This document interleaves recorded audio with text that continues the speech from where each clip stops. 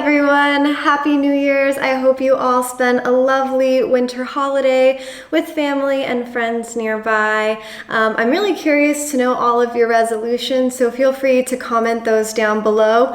Mine is to post consistently and weekly for at least the next 3 months. So if you want to help me with this resolution and help me keep true to it, consider liking this video and subscribing down below. I also plan on updating some of my equipment. You guys have commented about it as well.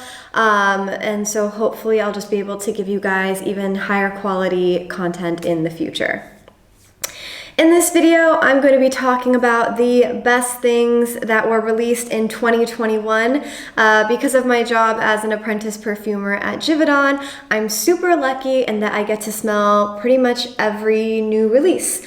So they're sent to us at the perfumery school between weekly and monthly. And what's really cool is they're sent to us in just like these tiny vials that are completely homogeneous. So they all look the same, and we're able to evaluate these fragrances, not, being influenced by the pretty bottle or the prestigious brand name or even the notes list. So the way I like to smell these is I kind of like turn the label around.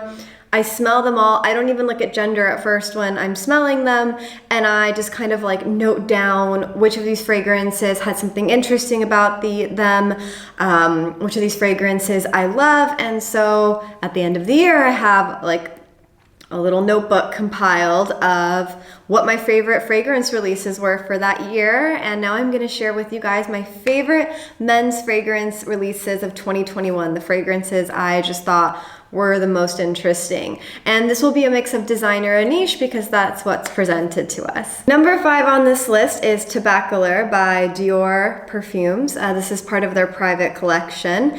And I thought this fragrance was really well done. For me personally, the Dior Privé line can be a bit hit or miss sometimes. Some fragrances I absolutely love. The others, I think they're all well constructed, but they just don't speak to me in the way that some of them do. But the last two that were released, the Tobacolor and the Vanilla Diorama, of course it's Diorama, silly me. I really liked both of them. I thought they were really well done. For men, I think the Tobacolor is a bit better because of the tobacco note. I just find to be a bit more masculine. They're both very unisex though, I'll be honest. If you like vanilla, I talk about it a little bit in my favorite women's releases of 2021 video, but again, both of these are super unisex. The tobacco is a really honeyed tobacco, so I found it to be a bit sweet. If that's not your thing, maybe this isn't gonna be your fragrance. And it also had a lot of like dried fruit notes, but overall I thought it was a really great composition, very moderate projection, pretty solid longevity, and just a really great fragrance to check out. Number 4 on my favorite releases of 2021 is Scandal pour Homme. And I was really surprised at the amount of sweet releases kind of happening for men this year. So Tobacolor I thought was quite a sweet fragrance. And this, if you are a man who really loves gourmands, like sweet fragrances are your thing, Scandal pour Homme did it. Like, this is one of the sweeter men's fragrances I've ever smelled, but it's done really, really well. It's a caramel for men. It's a very woody caramel, and it's inspired, I believe, by boxing.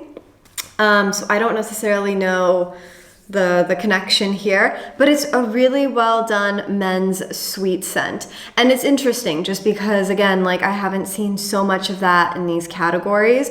And so it's really nice seeing designers kind of like push the envelope a little bit on their fragrance releases.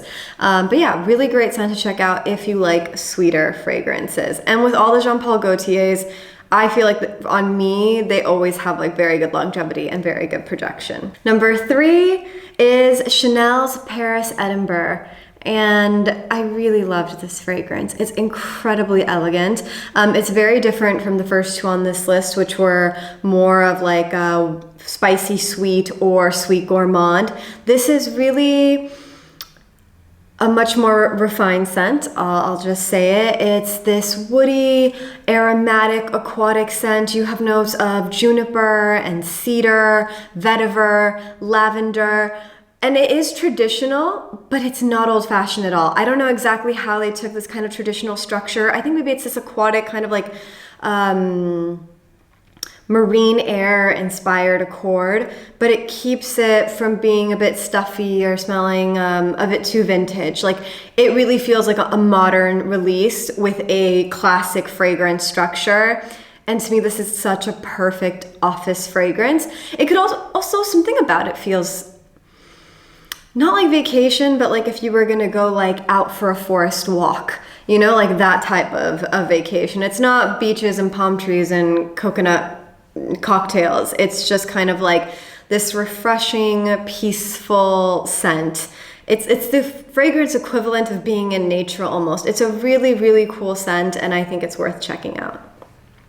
One thing though about the Paris-Edimbourg is it's very much an eau fraiche, so you're definitely not going to get beast mode from it. It's a fragrance you wear more for you, definitely. Number 2 on my list, I will say it is a fragrance that was released in 2020, but I discovered it in 2021, and it's from a pretty small niche house, and I felt like it just needed to be talked about more, and that is Cherry Punk by Room 1015. I love this fragrance. I share it with my boyfriend, and I just find it to be so friggin' good. Oh my gosh. It's really interesting. I feel like on his skin, he pulls out a lot of the leather notes. So I would say this is a pretty straightforward fragrance. It's cherry and it's leather. And on me, I get a lot of the cherry, which I love. It's like a very sweet, fruity, balsamic cherry. And on him, it's all leather with a hint of cherry. And it's very sexy, I have to say. It smells incredible. Very good projection. It's not beast mode by any means, but I mean, you'll get smelled, you know, the people around you will be able to smell you. I think the leather actually keeps it from being too sweet, so I would say you could wear it in the office, but it's also like, again, these fruity notes I feel like are so intriguing and so seductive. It's definitely a day to night scent. It's incredible. Really, this has been like love at first smell for me, and that only happens a couple times a year, and that was definitely one of those moments for me in 2021. And my number 1 favorite fragrance this year is Kenzo Homme Eau de Toilette Intense. I have really talked about this fragrance a lot this year, and I don't think I'm gonna stop because I really, really love this men's fragrance. It's so masculine, but at the same time, very refined, very well balanced. I hope we see more releases like this in the coming years, just because it is a unique men's fragrance release, and it is really well balanced. It's something new, but it's still traditionally masculine. And I just think they did a great job with this fragrance. It's aquatic notes bridged by this delicious fig, and then finally you have notes of a delicious woody, milky, clean sandalwood. And the projection is crazy, the longevity is crazy. It's really, to me, a perfect scent. It's absolutely incredible. It's a great men's fragrance. And I think the price point's pretty okay. It's about mid-range, and they also have smaller bottles, which I love. I love when you can buy 1 ounce of a fragrance. So I would love to hear what your favorite releases of 2021 were. If 2021 wasn't your favorite year in fragrance, please let me know just what fragrances you were wearing in 2021. I would love to know. Yeah, so I hope to see you all in the next video. For those of you who subscribe, thank you so much. I really, really appreciate it, and I hope to see you all soon. Bye.